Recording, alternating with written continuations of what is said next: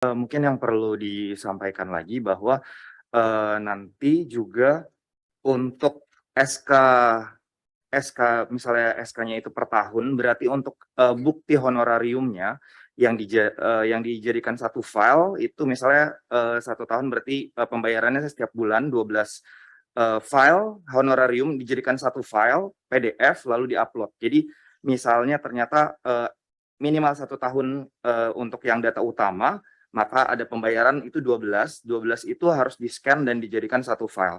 Dan juga tadi ada perbedaan antara pendidikan terakhir dengan pendidikan yang di SK.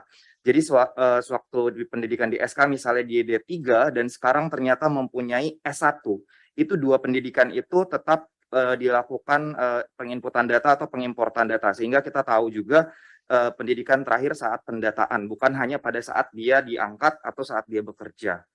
Lalu untuk jabatan yang di-input juga adalah jabatan yang berdasarkan di SK. Mungkin banyak, eee pegawai non ASN yang diangkat sebagai jabatannya apa, tetapi tugasnya bukan tugas yang itu.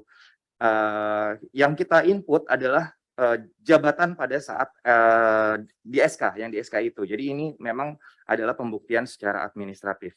Mungkin saya izin untuk menjelaskan juga, tadi sudah dijelaskan bahwa ada dari sisi tenaga non ASN-nya.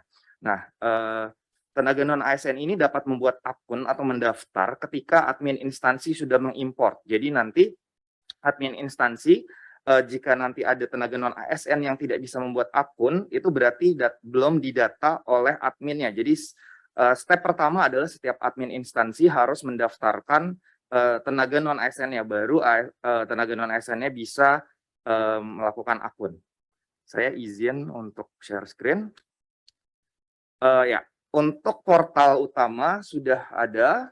Di sini akan ada semua informasi untuk tenaga non ASN, buku petunjuk tentang pembuatan akun dan juga dari alur, begitu juga untuk FAQ dan juga ada help desk. FAQ di sini mungkin, nanti beberapa pertanyaan yang memang akan sering ditanyakan oleh, tenaga non ASN-nya, itu akan kita masukkan dalam FAQ dan juga nanti akan ada help desk. Help desk ini dibagi, help desk instansi terutama, jika nanti saat prafinalisasi ada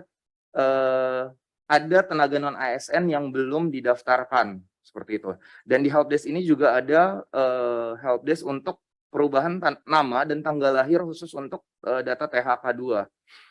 Di sini ada infonya. Lalu kita masuk kepada akun. Jadi, jika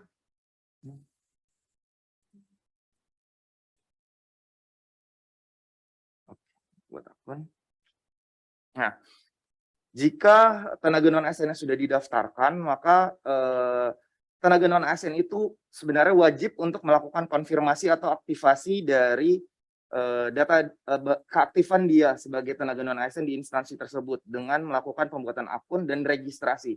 Pembuatan akun ini akan membuat, bukti akun dan juga kalau untuk registrasi dia akan melakukan pengecekan jika memang ada data yang tidak sesuai dari inputan admin, dia dapat melakukan usulan atau di-input, kami akan bandingkan datanya. Jadi di sini, tenaga non ASN juga dapat, melihat data yang sudah di-input atau di-import. Kita akan coba ini, sebagai contoh.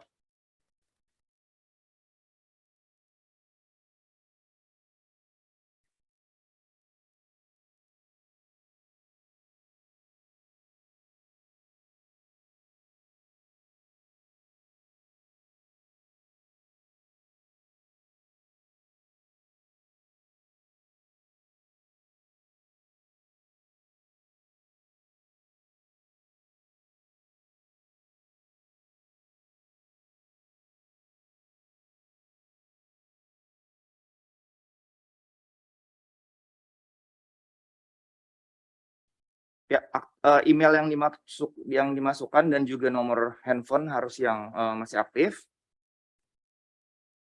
Nah, dia akan jika masuk, maka dia akan bisa meneruskan, pembuatan biodata. Tetapi jika, eee dari depan itu harus tenaga non ASN mengecek dulu apakah nanti, NIK yang dimasukkan typo ataupun memang benar-benar belum didaftarkan oleh admin instansinya. Di sini, password dimasukkan sesuai dengan, ketentuan.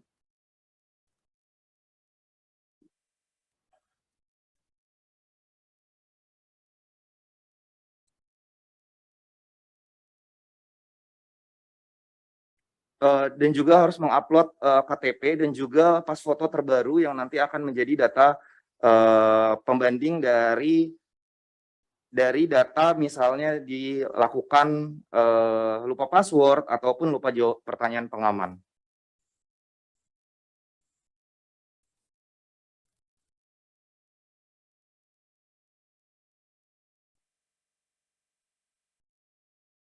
Akan ada konfirmasi. Ya, setelah ini berarti, akun sudah terbuat dan bisa langsung melakukan registrasi.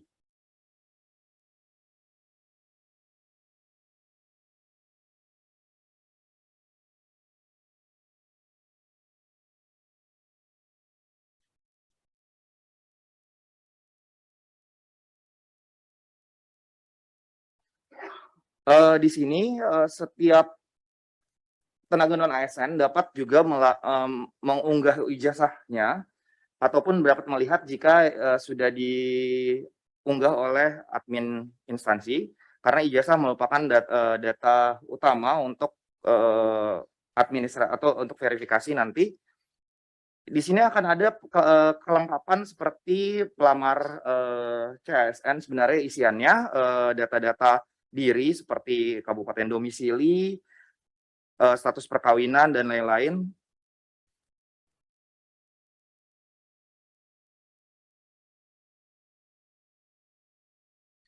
Di sisi sini, ini adalah inputan dari admin.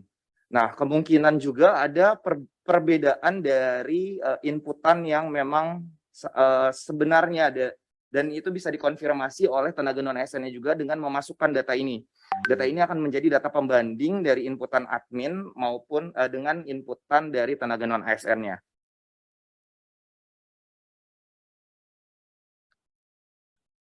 Ini adalah data yang sudah di-input oleh admin, maka dari ini, tenaga non ASN-nya dapat melakukan kelengkapan seperti, mengunggah SK atau bukti pembayarannya, dan juga bisa mengedit misalnya ternyata ada data-data yang, tidak sesuai. Kita akan coba untuk satu data.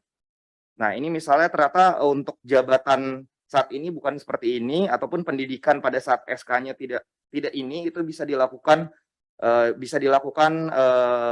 koreksi oleh tenaga non ASN itu sendiri. Untuk kelengkapannya, maka nanti setiap tenaga non ASN harus melakukan konfirmasi atas data yang di-input dengan melakukan centang atau checklist kepada semua data yang, sudah di-input sebelumnya. Ini, bentuk konfirmasi semua data. Dan juga pengecekan apakah data yang di-input ini sudah sesuai atau belum. Nanti dilakukan centang akhir. Jika sudah, maka dia, bahkan tenaga non ASN-nya dapat mencetak, kartu pendataan non ASN. Seperti ini adalah bukti dari tenaga non ASN. Jadi ini berupa, bukti bahwa dia sudah mengikuti, sudah mengkonfirmasi data dari inputan admin instansi maupun dari, yang bersangkutan. Dari sini, tenaga non ASN-nya sudah selesai, maka akan masuk ke proses, pemeriksaan dari sisi admin instansi sampai ke finalisasi, prafinalisasi dan, pengunggahan SPTJM. Mungkin itu Mas Suryo. Baik, terima kasih.